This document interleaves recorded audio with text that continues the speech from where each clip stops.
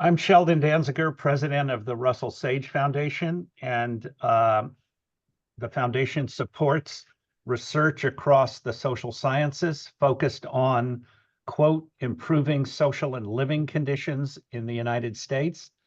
That was the mandate for Margaret Olivia Sage in 1907, and we still follow that mandate. I'm very pleased to welcome you to today's webinar, which formally launches our special double issue of our journal, Black Reparations, Insights from the Social Sciences.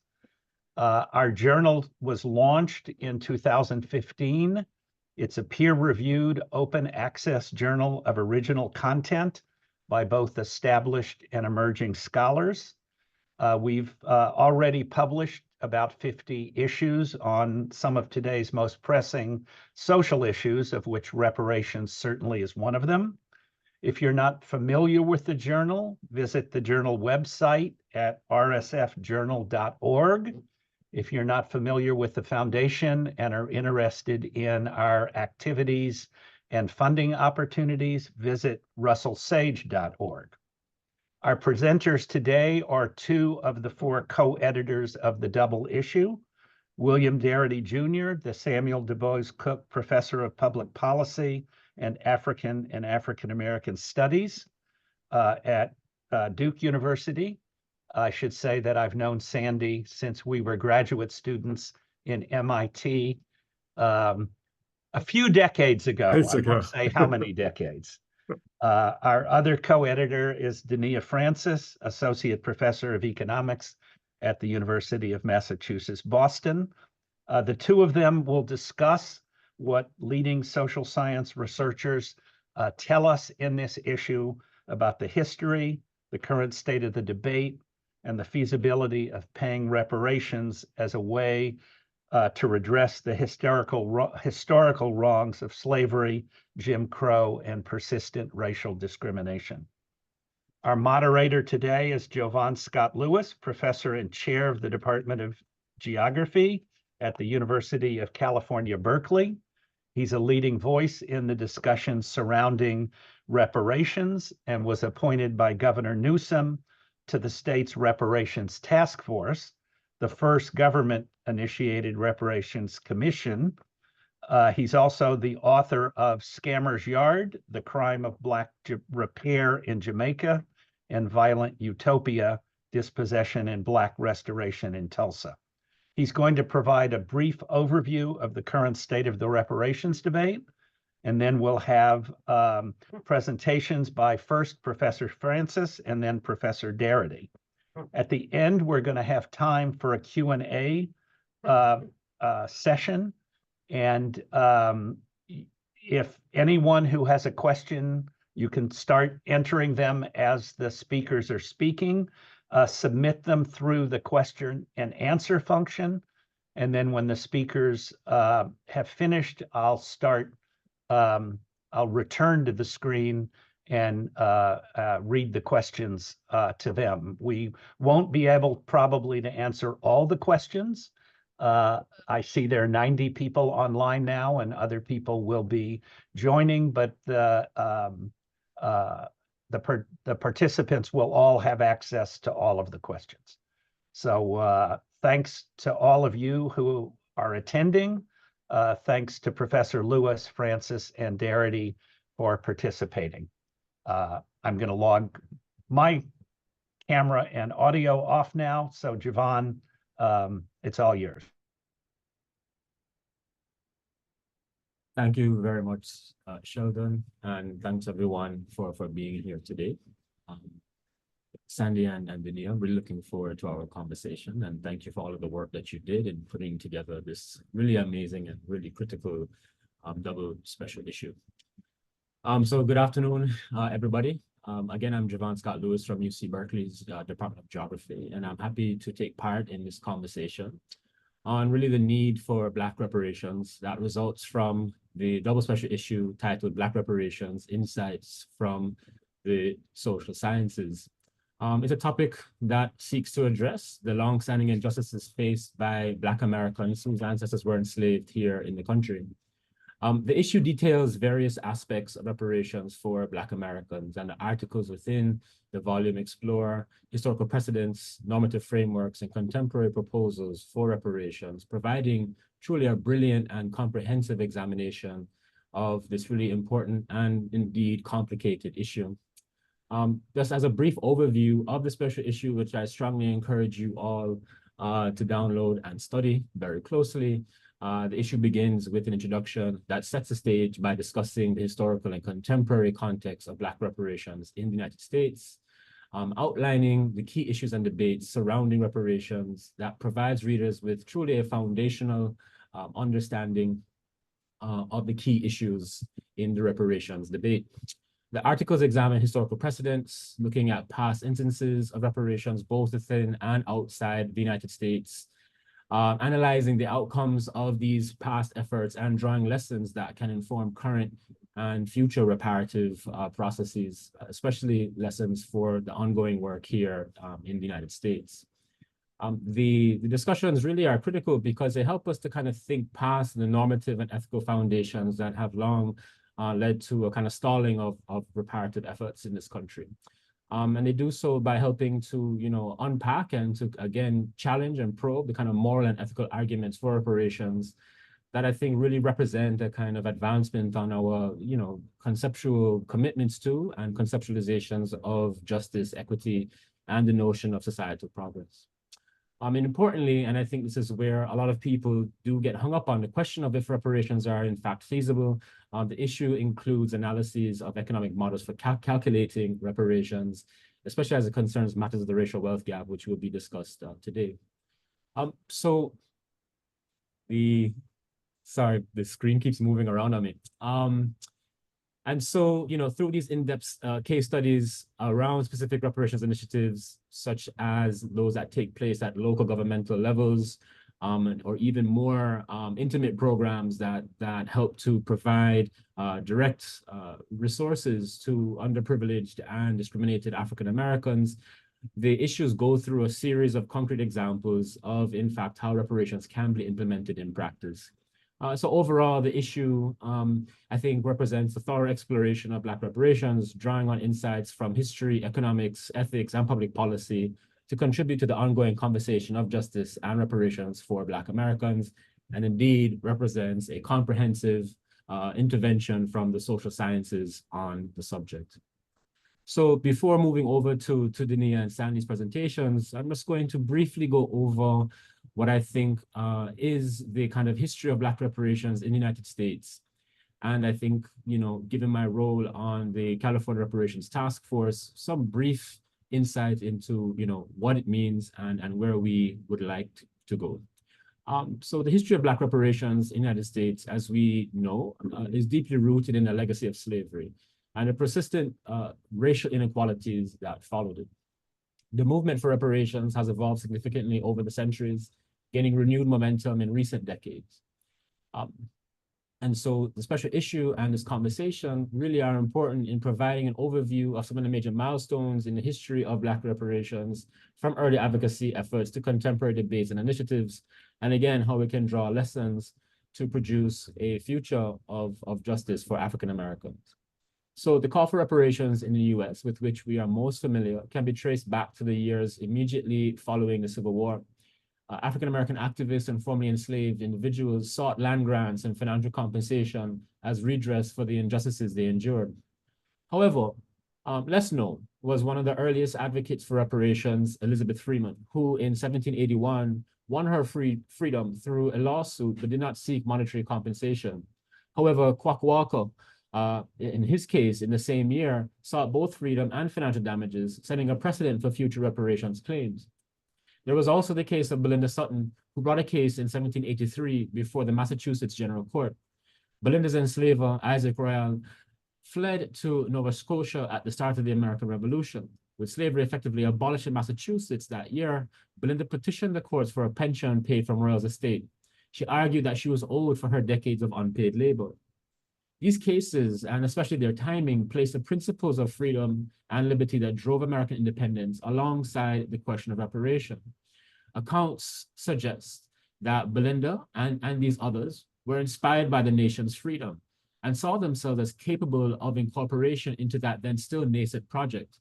But first, the injury of their enslavement required repair, and their unpaid labors required compensation. The legal enterprise of slavery that once held Elizabeth, Kwak, and Belinda in bondage secured the new nation's economic freedom, and in its place, following abolition, a score of discriminatory policies and practices have maintained a seemingly necessary relationship between freedom, progress, and injury, forming the long-standing and chronic issues of injustice facing African Americans in the United States. It's important to cite these early efforts as they preceded by nearly a century General William T. Sherman's Special Field Orders No. 15 in 1865, which promised 40 acres and a mule to each formerly enslaved family. Unfortunately, as many of us know, this promise was largely unfulfilled due to opposition from President Andrew Johnson, who reversed the order and returned the land to former Confederates. However, in 1870, Henrietta Wood won the largest settlement of $2,500 for her kidnapping and re-enslavement after gaining her freedom. Wood's case is particularly significant as she sued her kidnapper, Zebu Ward, years after her re-enslavement. This victory, while substantial for the time, was only a fraction of the $20,000 she initially sought, but highlights the challenges Black Americans faced in seeking justice. Moving forward, the early 20th century saw renewed efforts for reparations, led by figures such as Callie House, who founded the National Ex-Slave Mutual Relief, Bounty, and Pension Association in 1898. House's organization sought pensions for formerly enslaved individuals, but faced significant legal and governmental opposition. Despite growing support, House was eventually imprisoned on trumped-up charges, stalling the movement's progress. Still, the mid-20th century brought the rise of Pan-Africanist and nationalist movements with leaders like Queen Mother Audley Moore advocating for reparations on a global scale. In 1957, Moore petitioned the United Nations for land and financial compensation for African Americans, highlighting the international dimension of the reparations movement. In 1969, James Foreman's Black Manifesto demanded $500 million from white churches and synagogues to redress the harms of slavery and racism. Foreman's demands were part of a broader strategy to hold institutions accountable for the complicity in racial oppression. Although the manifesto did not achieve its financial goal, it succeeded in bringing national attention to the issues of reparations and highlighted the need for institutional responsibility. The latter part of the 20th century and early 21st century have seen significant developments in the reparations movement. One of the most notable legislative efforts is H.R. 40, introduced by Representative John Conyers in 1989, named after the unfulfilled promise of 40 acres and a mule. H.R. 40 called for the establishment of a commission to study and develop proposals for reparations. Despite being introduced repeatedly over the decades, it has yet to pass into law. However, it remains a crucial legislative effort that keeps a conversation about reparations alive in Congress and at the federal level. But with progress slowed at the federal level, and in the wake of George Floyd's murder, state-level initiatives have picked up with recent efforts, including California's Reparations Task Force, in which I served, which released a detailed report in 2023, proposing specific monetary compensation and systemic changes to address the harms of slavery and racial discrimination in the state. The task force recommendations include direct payments, scholarships, and systemic reforms to tackle disparities in housing, education, and employment. And indeed, other states like New York are following suit. Several cities and counties are also proposing initiatives for redressing their specific role in the perpetuation of African American harms. These initiatives, while limited in scope, represent important steps towards addressing the legacy of legal and in practice racial injustice at the local level. The global context, is important to keep in mind as valuable lessons for the Black reparations movements in the United States. Historical precedents include reparations paid to survivors of the Holocaust, apartheid in South Africa, and human rights abuses in countries like Kenya, the Philippines, and Chile. These examples illustrate the feasibility of reparations and the importance of addressing historical injustice through monetary compensation and public acknowledgement.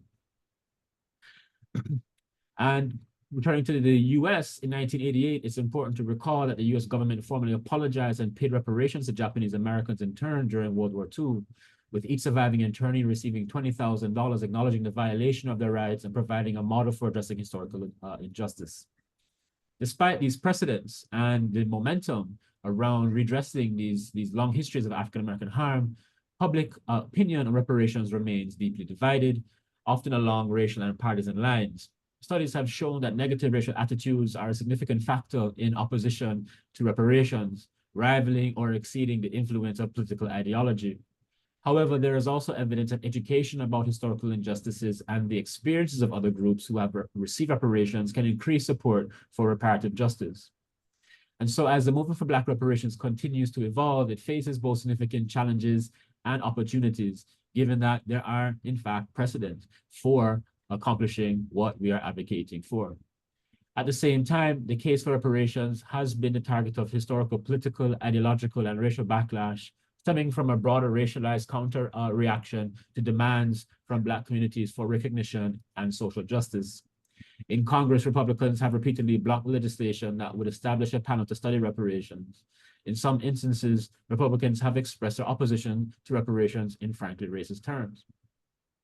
And so understanding Americans' attitudes toward reparations is of great importance in this intense partisan and racialized environment, thus signaling the increasingly importance of discourse like what we're going to have today and the insights from the special issue from which our conversation is derived. But today, scholars and pundits are expressing concern that extreme partisanship, ideological polarization, and racial animus are fostering a political sectarianism that is undermining American support for democratic norms and institutions. Because indeed, our politics have seemingly become consumed by demands for appropriate redress, but also resistance to those demands. Indeed, we have achieved in many ways unprecedented degrees of representation, inclusion, and belonging over these past several years. But as more representation has been secured, it has been met with various kinds of recession.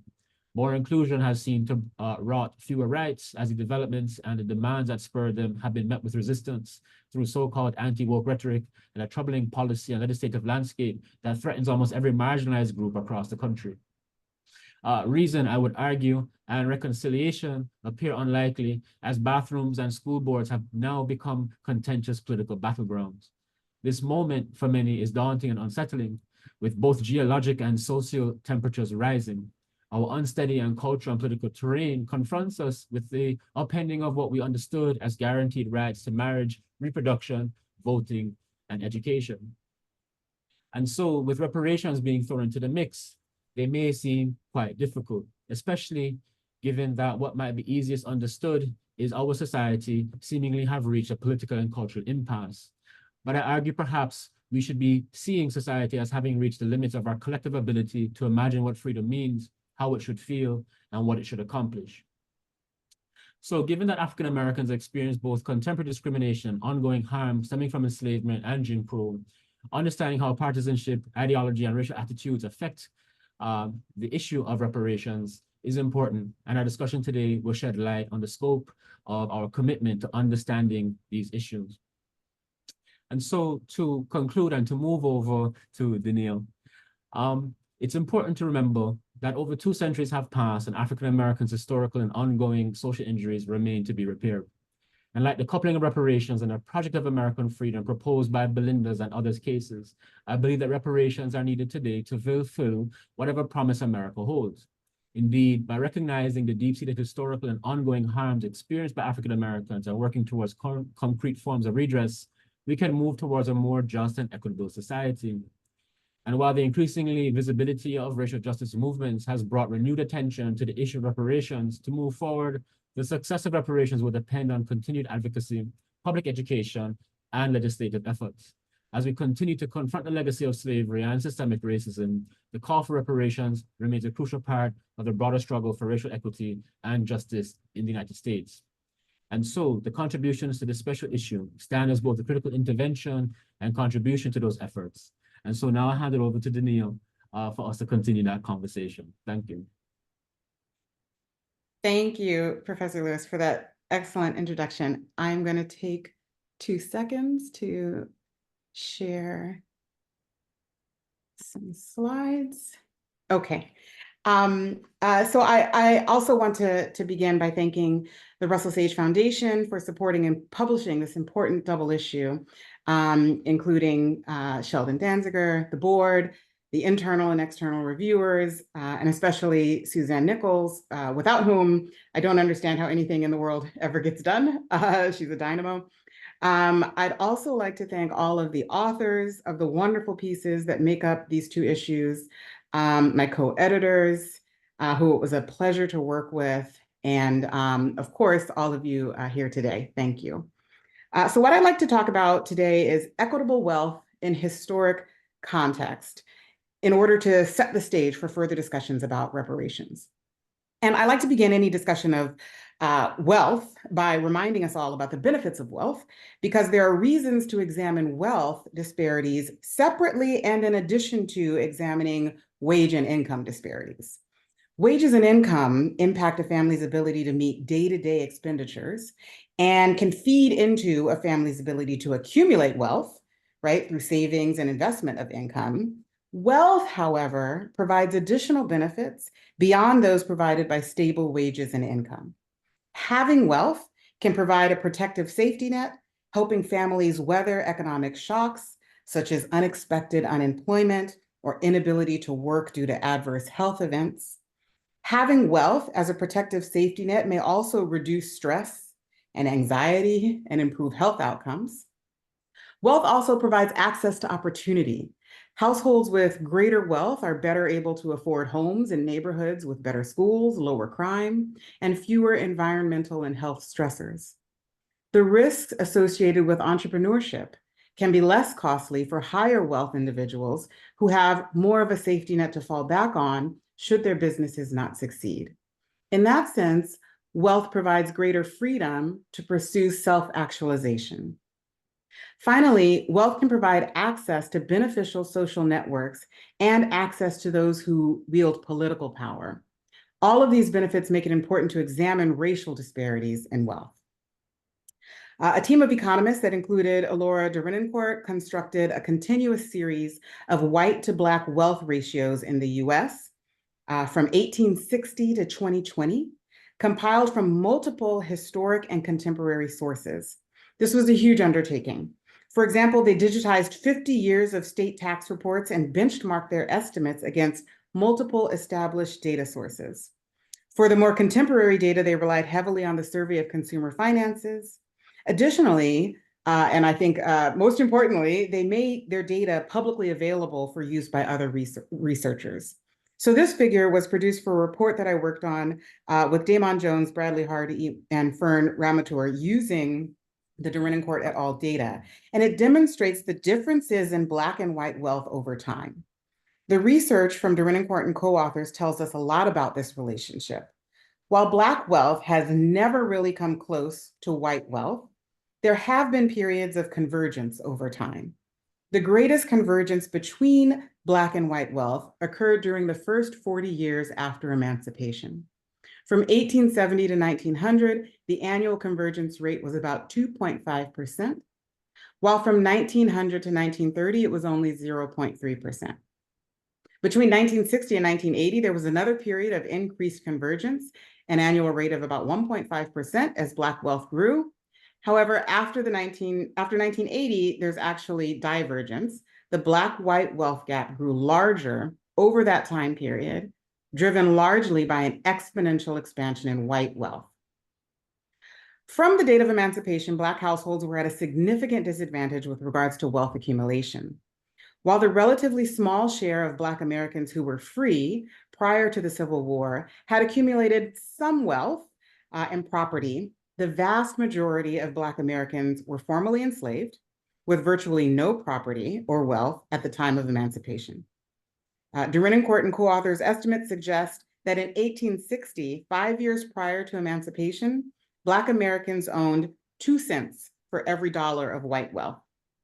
In 1870, 5 years after emancipation, the figure increased to a little over 4 cents for every dollar. However, the gap in wealth at emancipation was so large that simulations suggest that even if Black households had the same capital gains and savings rates as white households from 1870 onward, white households would still have 3 times the wealth of Black households today. In the face of this sizable wealth gap, Black families accumulated land and property at a rapid pace.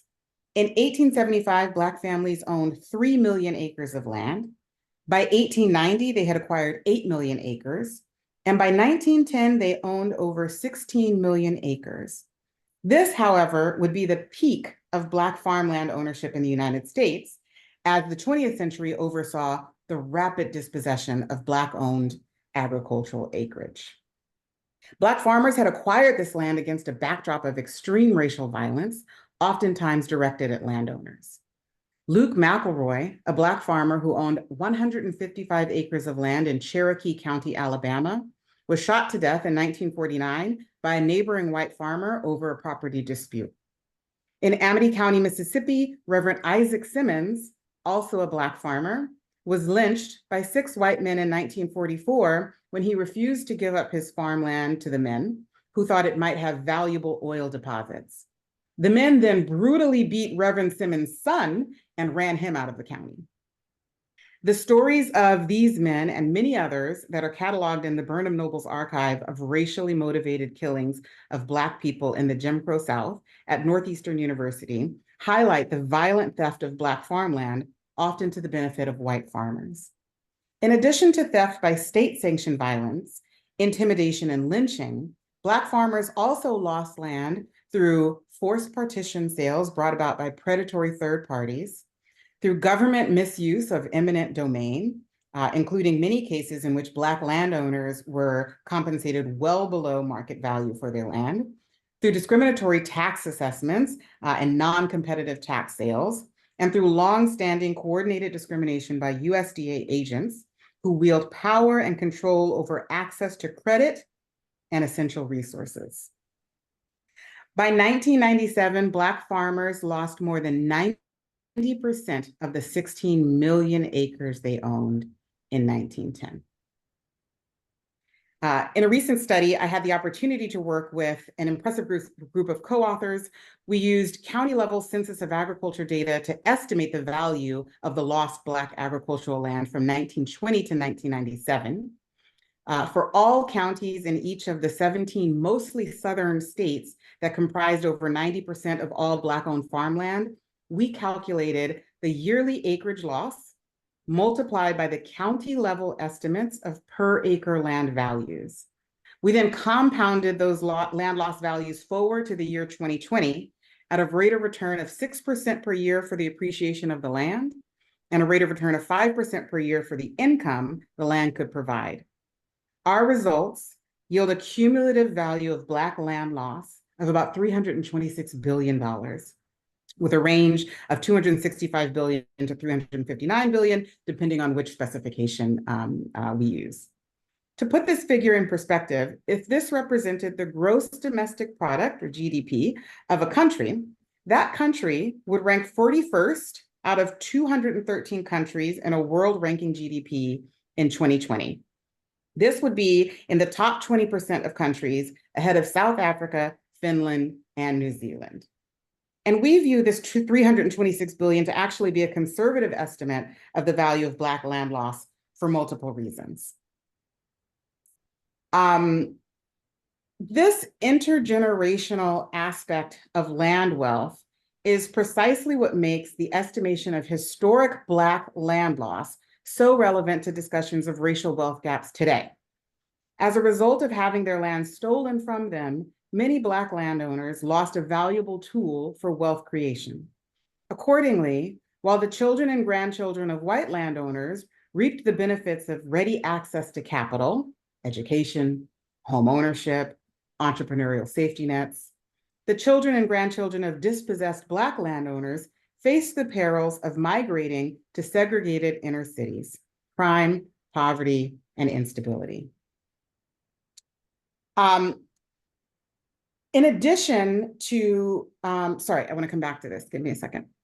In addition to the wealth lost from land theft, Black Americans have been denied access to wealth accumulation through multiple government policies.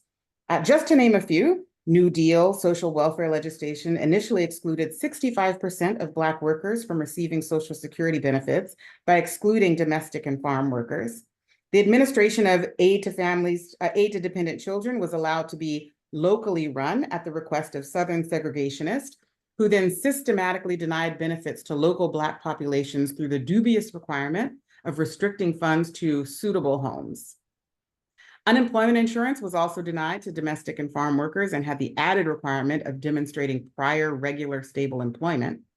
Discrimination in labor markets made it such that Black workers were often the last hired and the first fired, and therefore less likely to be able to demonstrate this prior stability. Another example, housing market discrimination, restrictive covenants, redlining, blockbusting, and outright violence and intimidation excluded Black families from neighborhoods of opportunity and health. And when Black families were able to develop strong neighborhoods, even against all these odds, many of them were razed to the ground during urban renewal. In a paper in part 1 of the double issue titled Using Urban Renewal Records to Advance Reparative Justice, Ann Pfau, Kathleen Lawler, David Hochfelder, and Stacy Kinloch-Soul gather local archival data in Kingston and Newburgh, New York, and Asheville, North Carolina, to demonstrate harms caused through loss of property, inadequate reimbursement, negatively impacted businesses and business and rental income, and higher post-relocation housing costs, all due to urban renewal programs. These barriers to access to wealth and opportunity are not just in our past, they're ongoing. Today, they may take the form of exclusionary zoning policies. If you want to exclude Black families from neighborhoods today, you don't have to engage in blatant discrimination. You can just pass a local zoning ordinance that requires all residential properties to be single family and sit on at least 1.5 acres. This has the effect of pricing out many Black families from these neighborhoods because they don't have the wealth endowment necessary to afford properties with those restrictions. In a sense, this capitalizes on the results of past racial discrimination. So now I want to go back, sorry, my slides, I put them out of order, to discuss this historic wealth in context today. And so here I'm going to borrow from work from my co-editor and co-panelist, Professor Darity and his co-authors, in looking at 2019 and 2022 estimates of the racial wealth gap based off of Survey of Consumer Finance data. And what we can see here is adjusting for 16.5% inflation from 2019 to 2022, the real wealth gap actually grew by 30% at the median. Okay, and so the median is saying the household right in the middle. If we stacked up all households according to their net worth or their wealth, right? Where's the household that is just sort of right in the middle? And so at this median value, the Black-white wealth gap is actually growing.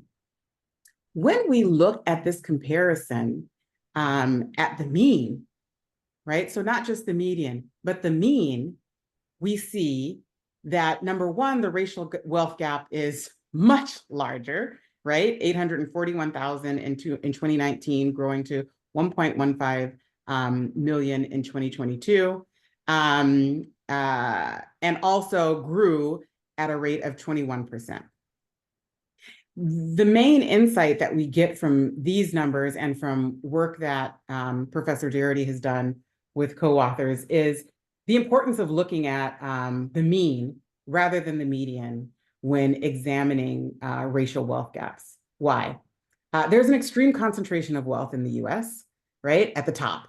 So focusing on just the median ignores this huge skew, right, in the huge amount of white wealth at the top of the wealth distribution, right? And also, it ignores this idea of looking at racial differences in millionaire households, right? More than 13 million white households have wealth of greater than 1 million, and fewer than 380,000 Black households clear that threshold. Okay? So, where do we go from here? The other thing I want to quickly touch upon is to juxtapose this history of structural discrimination and denial of wealth accumulation that I've discussed with individually based explanations and solutions for racial wealth gaps, right? Individually based explanations usually point to differences between Black and white households in savings rates, investment portfolio allocations, differences in risk-taking and entrepreneurship, a failure to buy and bank Black, and differences in education and employment, right? The idea is that if we just fix these individual shortcomings, right, the racial wealth gap will get a lot smaller. These explanations are often lacking support in research evidence or lacking in their ability to make a significant dent in the racial wealth gap. For example, the savings rates in Black households are not different from those in white households after controlling for income. Entrepreneurship, as I discussed earlier, is often a riskier proposition for Black households precisely because they don't have the same wealth safety nets to fall back on. The Black-white wealth gap is significantly larger among the college-educated and beyond. Thanks to work again by Professor Darity and co-authors, we know that in 2014, among households where the head had less than a high school diploma, white households had about $80,000 more wealth than Black households. For high school graduates, the gap was about $112,000. Among college graduates, the gap was nearly $200,000. And for those with post-college educational attainment, white households had over $314,000 more wealth than Black families. Educational attainment creates more debt for Black households than for white households. And so when we think of wealth, right, it's not just assets accumulated, but it's also subtracting the debts. And if education incurs more debts for Black households, that negatively impacts Black wealth accumulation. So even though higher educational attainment leads to increased wealth for both Black and white households, it widens the Black-white wealth gap since Black students are more likely to have to finance their education through debt. As another example, Christian Weller and I in a 2022 paper in the Journal of Retirement have looked at how additional financial risk faced by Black households, Latina households, and other households of color differentially impact their retirement savings, which is a form of wealth. First, we use census household pulse data to demonstrate that during the pandemic, Black households, Latina households, and households of other and multiple races were more likely to need to borrow money from friends and families to weather the economic stressors brought on by the pandemic. We also demonstrate, using data from the Survey of Consumer Finances, that there are racial differences in who is seeking informal financial support from friends and families. In particular, Black households are receiving requests for help from a wider variety of contacts. Finally, we conduct descriptive regression analyses where we conclude that Black households are more likely to borrow from their retirement savings to meet the demands of informal financial requests from friends and family, but that they also have higher savings rates into their retirement savings when they face these requests, possibly to make up for penalties and interest from the borrowing. Black households then are running in place, if you will, with regards to retirement savings when faced with helping out family. They're borrowing more, but they're also saving more, only to end up with lower overall retirement savings rates than their white counterparts. We argue that this is not a matter of improving financial literacy, but rather improving the social safety nets that can help lower the need for Black households to engage in financially supporting other family members. As a final note on individual-based solutions, Alora Duren and Court and co-authors in the paper I previously referenced have estimated that, quote, to close the wealth gap by 2050, Blacks would need more than double the capital gains rates of white Americans. They'd have to make 7.5% compared to 2%, a savings rate of 37% of their income, as opposed to a 4% saving rate for whites, or annual real income growth of nearly 15%, as opposed to 1.5% for whites, end quote. Individually based solutions are not sufficient for closing the racial wealth gap. To view racial wealth gaps as the result of individual differences ignores the legacy of state-sanctioned discrimination that limited Black wealth building at the outset and persists today through the intergenerational transmission of wealth and through ongoing discriminatory structures in our society. Race-neutral remedies are also insufficient. In a paper in the second part of the double issue titled Closing the Racial Wealth Gap, a counterfactual historical simulation of universal inheritance, Asher DeVere Gerasi simulates the impact of race-neutral wealth distribution policies in closing the racial wealth gap over a 30-year time period. While race-neutral policies can make a significant dent in the racial wealth gap, there are other aspects of reparative justice that these race-neutral programs simply cannot address. So what are the paths forward? And this is, I'm near concluding. The paths forward have to be bold. They have to be targeted solutions that are informed by this history and that dig deep into the systems of disadvantage that have grown over time and are now self-sustaining. I believe that the contributions in this double issue help illuminate reparations for Black Americans as one path forward. The first article in the issue by Linda Bilmes and Cornell Williams Brooks, titled Normalizing Reparations, U.S. Precedent, Norms, and Models for Compensating Harms and Implications for Reparations to Black Americans, lays out a history of precedents for the U.S. compensating harms and sets the stage for discussing reparations for Black Americans as a precedented, normal policy response to harms rather than some radical, unproven proposal. The Fowl et al. Paper on urban renewal that I mentioned earlier serves as a blueprint for local communities to become involved in collecting data on harms that add to the weight of the reparative justice bill. Quoting from their paper, quote, "What researchers can find in local archives is limited. Most collections are incomplete, but there are workarounds. In Asheville's records, Lawler found a ledger with a list of East Riverside tenants and property owners, the type of housing they relocated to, and the size and category of reimbursement payments they received.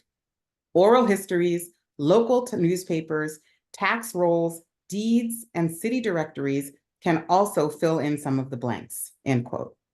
These types of data are needed, and the people best equipped to collect them are local community organizations. Find them, digitize them, and crowdsource a national database of displacement and harm. And I think I will end there and turn it over to Professor Darity.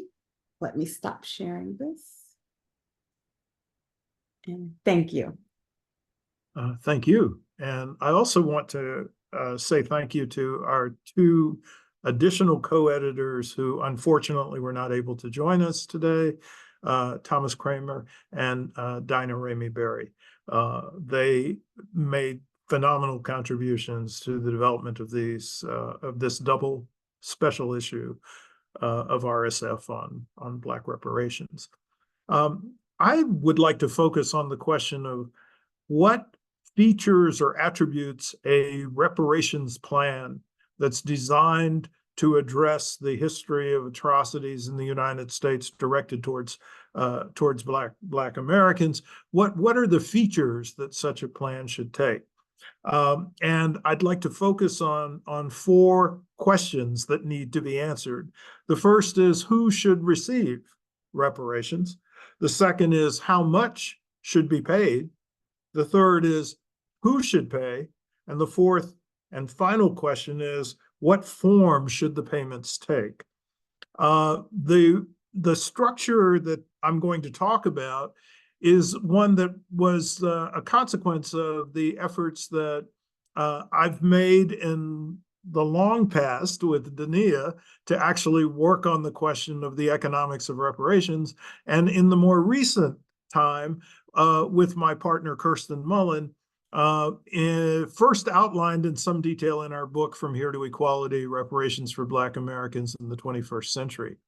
One of the important contributions to the double issue is an essay by Edwards, Bertie, and Welburn, where they explore the question of what needs to be done to make a reparations plan successful. And I think that the features of these four pillars that I'm going to describe are consistent with the kinds of structural conditions that they advance as a basis for an effective reparations plan. So let me take the first question: who should get it?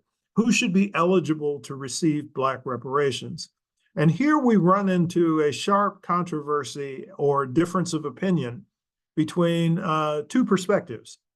One perspective that is represented by a set of organizations that come under a variety of acronyms, INCOBRA, NARC, and IBW, the latter referring to the Institute of the Black World, all organizations that are advocacy groups for reparations. They take the position that a program of Black reparations should be for anyone who could be identified as being African American in the United States, or on an even more expansive version, any African American person throughout the global diaspora. And all of these individuals are due, from their point of view, some form of reparative justice from the United States government. I contrast that point of view with the position that we've taken in the work that we've done, that Kirsten and I've taken. And it's also a position that's reflected in the original essay that Dania and I published in 2003, where we argue that there should be two conditions that must be met for individuals to establish eligibility. The first condition is they should have met a lineage standard. And this means that they must have at least one ancestor who was enslaved in the United States of America. And then secondly, they must meet an identity standard, so that they would have to have self-identified as Black, Negro, colored, African American, or Afro-American at least 12 years before the onset of a reparations plan, the adoption of a reparations plan, or the adoption of a study commission for Black reparations. Ultimately, the argument is that eligible recipients should be Black Americans whose ancestors were enslaved in the United States. The focal point for this particular group arises out of the failure of the United States government to provide this community's ancestors with the 40-acre land grants that they were promised in the aftermath of the Civil War. This creates the debt that is the basis for what is due to this particular segment of the American population. The second question is, how much should be paid? And there, again, are substantial debates over what these amounts ought to be. But I think it's critical to point out that you have to establish a serious and compelling criteria for the amount to be able to evaluate whether particular approaches towards reparations will actually be effective. So if you don't have a standard, you can call almost anything under the sun a reparations program. But once you make a commitment to a particular amount as your criteria for the size of the debt, then you have a basis for trying to make a comparison between what a particular approach to reparations will do and whether or not the standard will actually be met. So a large focus of many, many advocates of reparations has been on trying to establish what the cost of slavery have been. And this type of an approach leads to extremely high numbers. In some of the work that Thomas Kramer, one of our co-editors, did, we come up with sums in excess of the quadrillion. But the difficulty here is that the individuals who are living today, whose ancestors were enslaved in the United States, were not direct victims of slavery. They did not have the experience in a direct manner of the atrocity of slavery. And so it becomes very difficult to argue that they are owed what was owed to their ancestors for being brutalized in that way. What is owed to the living descendants are the consequences across generations of the effects of the atrocities that they've been subjected to, and their ancestors have been subjected to. And we've argued in some of our work that that is a figure that is best captured by the racial wealth gap, where the racial wealth gap functions as an effective economic indicator of the cumulative intergenerational effects of white supremacy on individuals who are living now. Now, Dania provided details about the magnitude of that gap. Part of the data that she presented indicated that the average Black household has $1.15 million less in net worth than the average white household as of 2022. If you use that number, you can come up with an estimate of a gap of approximately $400,000 per Black and white individual in the United States. And if an estimated 40 million persons are Black American descendants of persons who were enslaved in the United States, then the total bill comes to about $16 trillion. In the pages of the double issue, there's a third approach that can be derived for trying to gauge the magnitude of a reparations plan.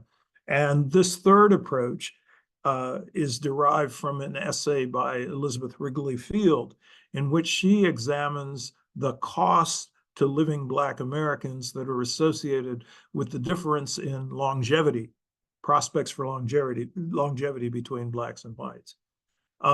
In our introductory essay, we actually try to construct an estimate of what that bill would look like if you tried to provide Black Americans compensation for having a shorter life expectancy than white Americans. And we come up with an estimate that's closer to $28 trillion. So moving in the direction of actually doubling the $16 trillion estimate. But for the purposes of this phase of our conversation, we're going to stick with the racial wealth gap as the standard to be used for establishing what the amount is that's due. The third aspect or dimension of a reparations plan involves who should pay. And in the work that Kirsten Mullen and I have done, we have focused heavily on the idea that it's the federal government that has both culpability and capability for meeting the reparations bill. Culpability because of the sets of policies that Dania referred to, including the land policies of the 19th century, where Black Americans are denied the 40 acres that they were promised, while 1.5 million white American families were receiving 160-acre land grants in the Western Territories under the Homestead Act of 1862. 20th century policies, including the exclusion of Black people from the benefits of the New Deal, as well as the introduction of the GI Bill, which involved or included the capacity to purchase homes or improved capacity to purchase homes, foundation for the development of the white middle class in the United States, but a capability that was provided to returning veterans on a highly discriminatory basis, where large numbers of Black veterans were excluded from the opportunity to take advantage of that particular benefit. And Dania also made reference to the work that's been done on the adverse impact on Black wealth of urban renewal policies. So federal policies are largely responsible for the formation of the Black-white wealth gap in the United States. So that's the culpability dimension. The capability dimension has to do with the fact that the federal government is the only level of government that has the level of resources that would permit it to meet a reparations plan of the expense of $16 trillion. The combined budgets of all state and local governments, and this includes the states of California and New York, the combined budgets are less than $5 trillion. So states and localities are not capable of meeting this kind of task. I would argue ultimately that state and local reparations projects are intrinsically incomplete, inconsistent, and inequitable. They're incomplete because the states and localities simply do not have the basis financially to meet the size of the bill. They are inconsistent because the decentralized nature of the development of these individual local and state plans means that they are not going to be coordinated and they are not going to be necessarily compatible with one another. And so finally, they are inequitable because the inconsistency in the plans means that recipients who are eligible for reparations will be getting different things depending upon where they live in the United States. And unfortunately, those different things are not going to accumulate to a sum that will be adequate to meet the standards set by either the racial wealth gap or the racial longevity gap. The final aspect of this concerns what form payments should take, and the argument that emerges out of the work that I've done with Kirsten Mullen is the claim that payments should take the form of direct distributions to the individuals who are eligible. We've argued that equal amounts should be given to each eligible recipient so that we can overcome the inequity issue that I just mentioned. And each individual recipient would have full discretion over the use of the funds. States and localities are constrained by their tax base in a way in which the federal government is not. The federal government, however, does face a particular constraint, which is any massive new expenditure program has the potential of wreaking inflationary effects on the economy. And so if you're going to design a new expenditure program, whether it's reparations or something else, it's critical that you design it in such a way that you mitigate the inflation risk. And we argue that you can do that by taking two significant steps. The first is you could distribute the total reparations bill over a series of years. We argue no more than a decade, but that reduces the amount of funds that are being injected into the economy in any given year. And in addition, you can design the reparations plan so that the assets that you distribute to the recipients are less liquid than sheer cash. So we're talking about direct monetary payments, but we're not necessarily talking about direct cash payments or payments that are made exclusively in the form of direct cash payments. The final thing I'd like to mention is that Jovan Scott Lewis mentioned more intimate actions that people might take in the direction of providing reparations. And this is, by intimate actions, I assume he means individuals who say that they feel a sense of responsibility about the harms and damages that have occurred in the United States, and they would like to make their own personal monetary contribution to the process. Juliana Perron's essay in our two issue project actually examines court cases and individual efforts to engage in some form of reparatory justice in the aftermath of the Civil War. And she lays this out as a precedent for the types of actions that people might take today. And I think that this is very, very important in terms of understanding or recognizing that there were persons who took personal responsibility for the fact that they had held people in bondage. On the other hand, I don't think it's really feasible to have a sufficient reparations program emerge out of the actions of individuals who feel a sense of obligation or responsibility for the horrors that have taken place. And let me offer in closing this final statistic, back of the envelope calculation, which should make it clear that it's very, very difficult to accomplish the standards in question by having individuals as households or as single persons or within the structure of organizations actually come up with adequate funds to meet the reparations bill. If generous donors put $1 billion into an account for reparations on a monthly basis, $12 billion a year, it would take a millennium to get to $16 trillion. So this is something that is a national responsibility, a national obligation.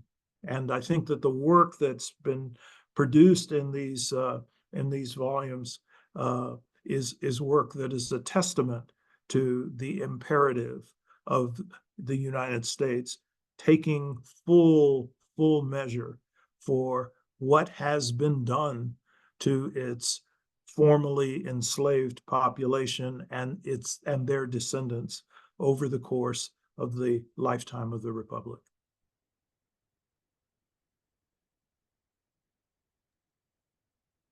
Thanks. Thanks to all of our presenters. I've got a couple of questions that I'll ask, and people online should feel free to submit additional questions. The first question is from Bill Arnone. If I know somebody, I'll give their affiliation. He's at the National Academy of Social Insurance, and he writes, might some form of reparations be incorporated into existing government programs? For example, a special Social Security benefit to compensate for the exclusion of jobs performed by African Americans in the original 1935 Social Security Act.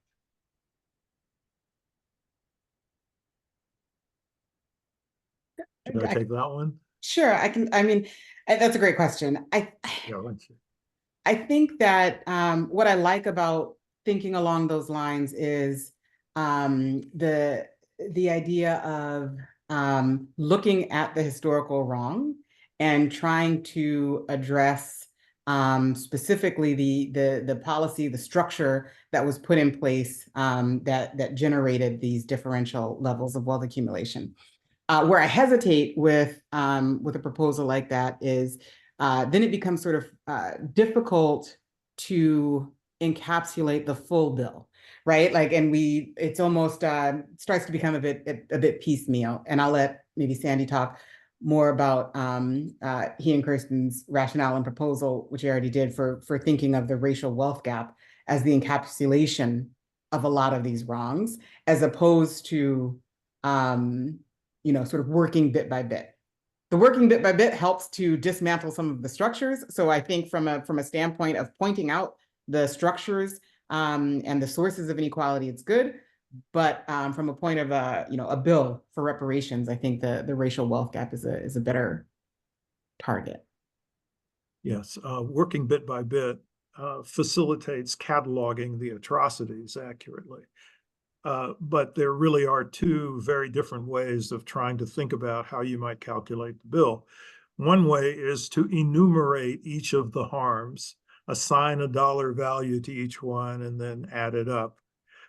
This gets very complicated in terms of determining not only the full range of harms and accurately identifying them and attaching a monetary value to each one, but also it becomes very difficult in terms of trying to assess the degree to which those harms that occurred at some past date directly have affected individuals who are living today.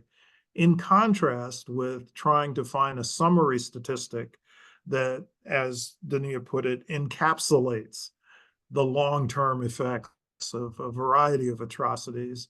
And that's why we focus on something like the racial wealth gap. Of course, the longevity disparity could be viewed or interpreted as capturing the long-term effects of multiple atrocities. My inclination is to steer clear of trying to isolate each single atrocity and assign a dollar value to it. And I think that that's the direction you're taking if you focus specifically on the denial of access to particular jobs or access to Social Security benefits if you held certain types of jobs with the original 1935 Social Security Act. And I guess we're talking about domestic labor and farm laborers who were excluded, and those are two categories of laborers that were disproportionately Black. I have a question from Angela Sims from Barnard College. The eligibility criteria makes sense. At the same time, might there be two forms of reparations for those who can prove lineage to slavery and those who are Black immigrants who experience anti-Black racism and thus barriers to wealth accumulation, perhaps with waiting for those who trace their lineage back to slavery?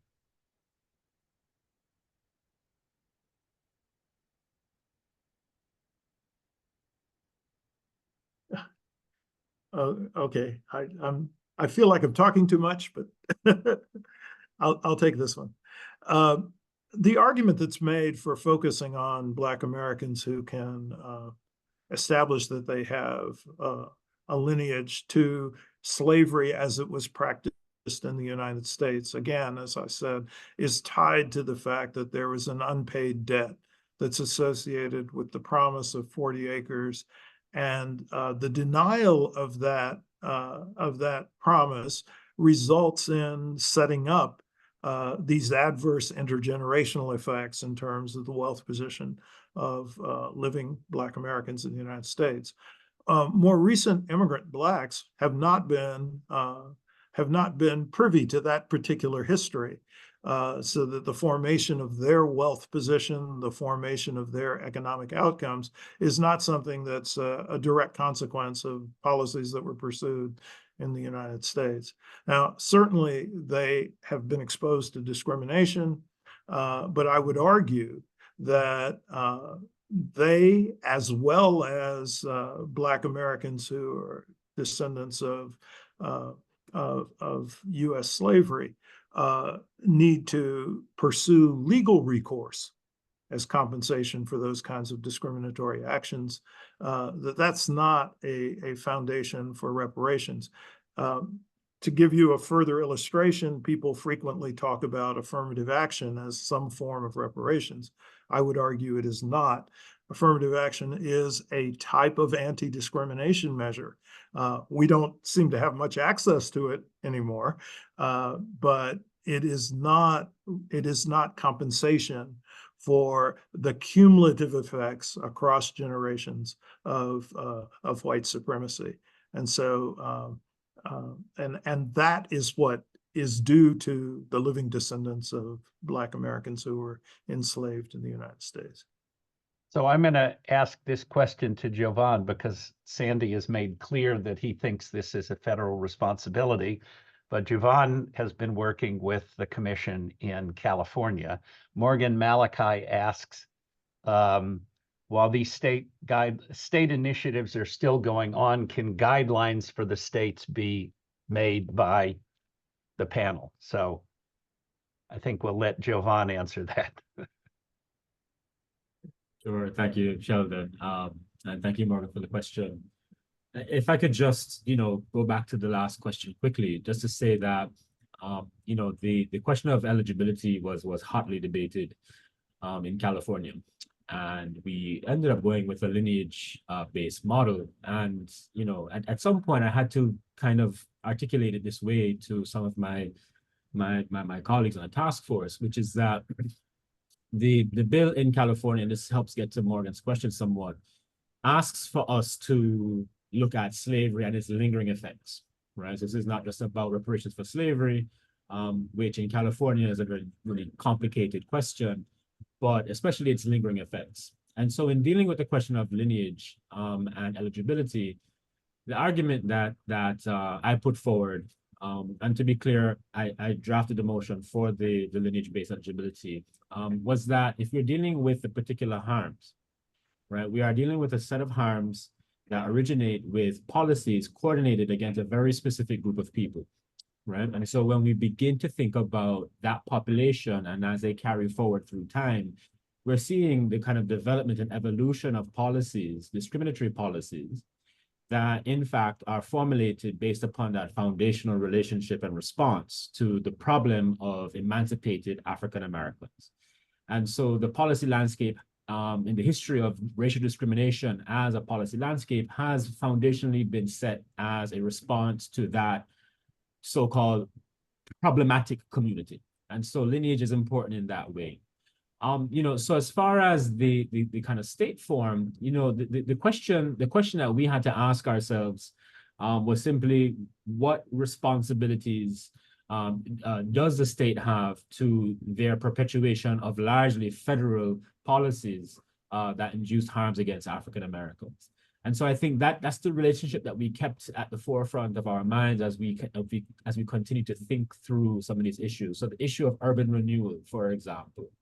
What we understand as urban renewal was a federal policy that played out in particular ways at the state level.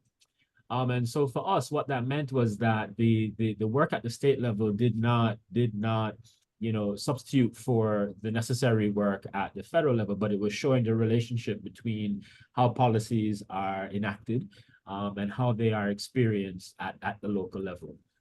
So I think the issue here is continuously making that connection, and I think what you see is as Sandy was saying earlier, varied responses and varied experiences that sometimes can't quite capture the actual universal intention behind some of these policies at the federal level.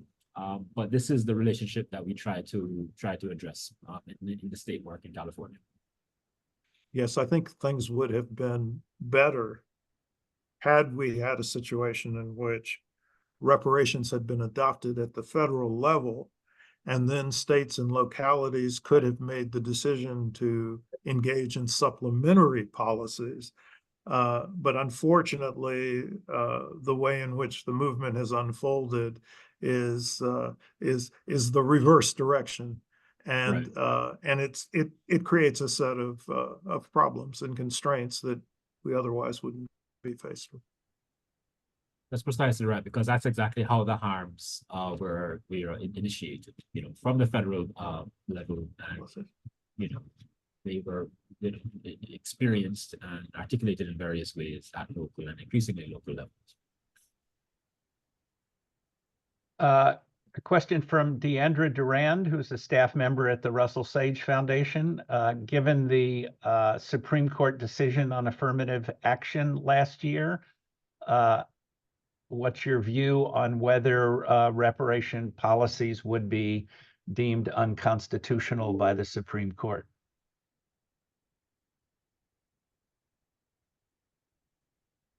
No, I mean, I think that's a great question. I don't have a legal background, so I'm just piping in to say that I don't know, right, personally. But I think that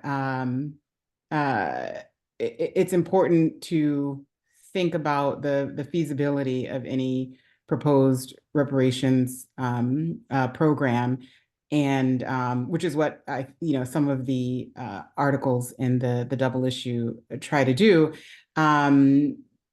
But the caveat that things that didn't seem feasible just 10 years ago seem more feasible today, right? And so just the idea that not to limit ourselves in our creativity and stop ourselves before we've started, I think. So I've got two sorts of responses.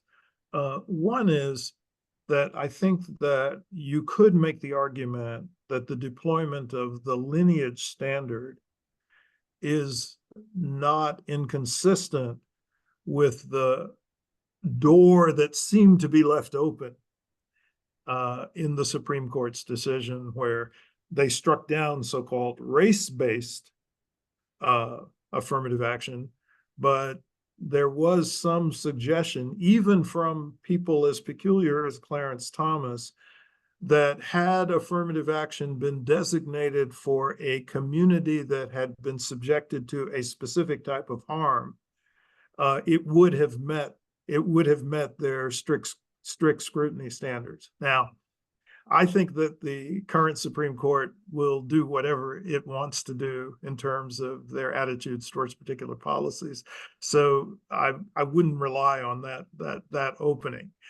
But I have said, and I have not said this facetiously, that any Congress that is willing to adopt a reparations plan must simultaneously be willing to pack the court. Sandy, I'm just reminded on the question of affirmative action, the first chapter in part 1 that Dania mentioned, normalizing reparations, U.S. precedents, etc. The U.S. did pay reparations to descendants of those who were interned, Japanese descendants who were interned during World War II. Again, I'm not a legal scholar, so I don't know. It was also a different time and a different Supreme Court. So do you know if there were legal challenges at the time? It was under the Reagan administration that this. No, and of course, there was a specific harm that was being compensated. So it was not a plan for Japanese Americans. It was not a plan for all Asian Americans. It was a plan for those Japanese Americans who had been subjected to mass incarceration. And so that's not a race standard per se, or a nationality standard per se, or a national origin standard per se.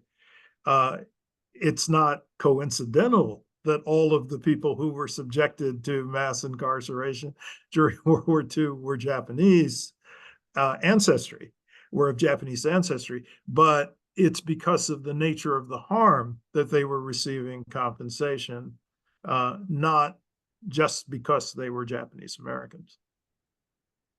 I've got another question from Trina Shanks at the University of Michigan, and you can see there's a lot of interest in state and local issues. Detroit has a reparations task force. The thought is that once harms are documented, finding funds to redress the past harms will be a future act. The question is such documentation helpful, even if no actual reparations are ever distributed?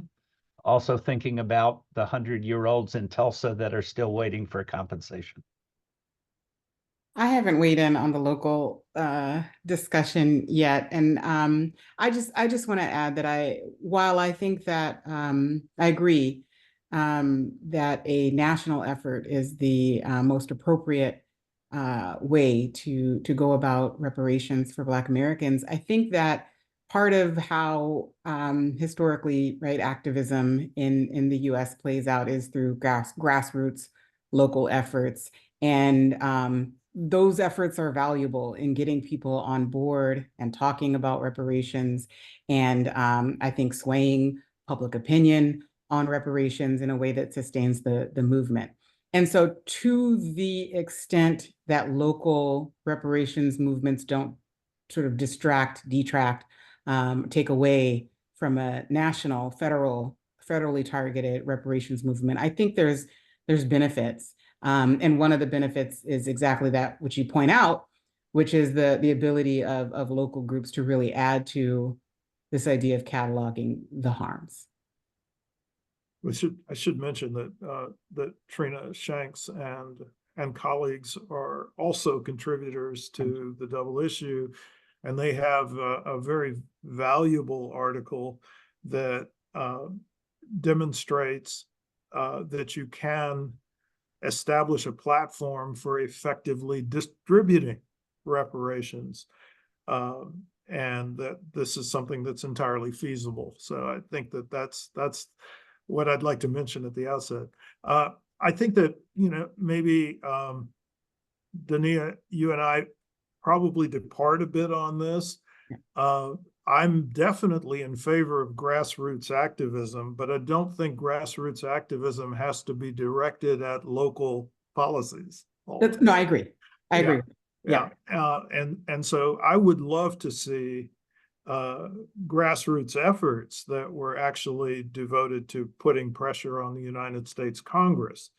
But also, I think that it's really, really important that we think about whether or not the effort to produce something called reparations at the local and state level will not constitute a detour from the effort to accomplish something at the federal level. I guess what I'm really nervous about is what I perceive as these incomplete programs at the state and local level being deemed full reparations projects especially by people who are against having reparations altogether.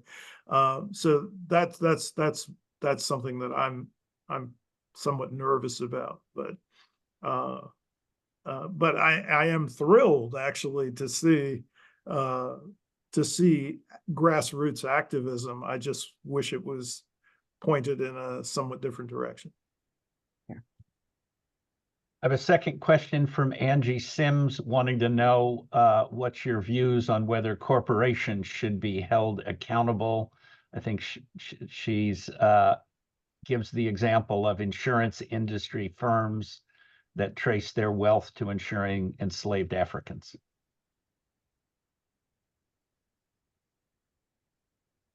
Yeah, I mean, my short answer is yes, but the maybe longer and more nuanced answer is that, right, there have been lawsuits, right, filed that have attempted to hold corporations accountable, and within the, I guess, current legal framework, it's been difficult to prove a standing, right? And these lawsuits have not necessarily proven fruitful in that regard. There's obviously holding corporations accountable in the court of public opinion, which I think, you know, goes nowhere to the $16 trillion sort of, you know, reparations bill that Sandy mentioned, and that the most appropriate way to handle that would be through the federal government. But absolutely, it should not be ignored, right, that corporations contributed to, benefited from, and much of that also gets encapsulated into the racial wealth gap today.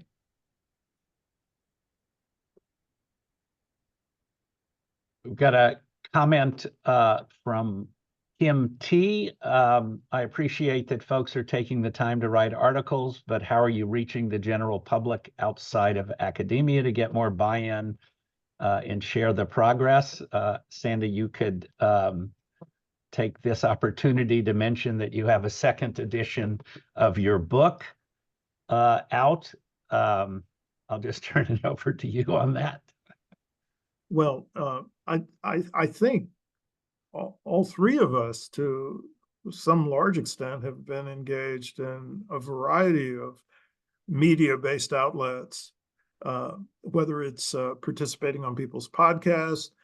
I probably spend an excessive amount of time on X, Twitter. But I think that, you know, whenever there's an opportunity to reach a wider audience, and I'm invited to come on somebody's platform to do that, I personally always do that. And I think that's been the case with Jovan and Dania as well. You know, we don't all have identical points of view, but I think there's a high degree of consistency in terms of our commitment to the idea that reparations is something that has to happen in the United States. And I think we all try to be in a position to try to communicate that message as widely as possible. So, you know, when Carson Mullen and I wrote the book From Here to Equality, we were determined to write a book that we thought would be something that would be accessible and not kind of a pointy head volume. And so I think that the intent has always been to try to produce avenues to communicate to the public at large. So I think we're running out of time. Let me start with Jovan and see whether you have any final comments, and then go to Dania as well. Okay, thank you, Sheldon. You know, so my view is that this has been, you know, extremely informative, and, you know, with over 100 people, you know, tuning in, I think that gets to Kim T's point, which is that, you know, the conversation is one about clarifying the discourse around reparations. I mean, being able to understand the kind of technical challenges of thinking about a phenomenon that in many ways is already so loaded with people's expectations, if not opposition, means that we have to operate, you know, at two scales here. One is a very particular, getting through questions like, you know, how do we actually qualify and then quantify harm, you know, to the other, which is like, how do we get our hearts and our minds around the kind of moral challenge of providing redress when, you know, in many ways we can easily kind of ignore some of the real pressing difficulties that our fellow citizens and other human beings are just simply living with. So I just want to say, you know, I'm really grateful to have had this platform to be a part of the conversation today.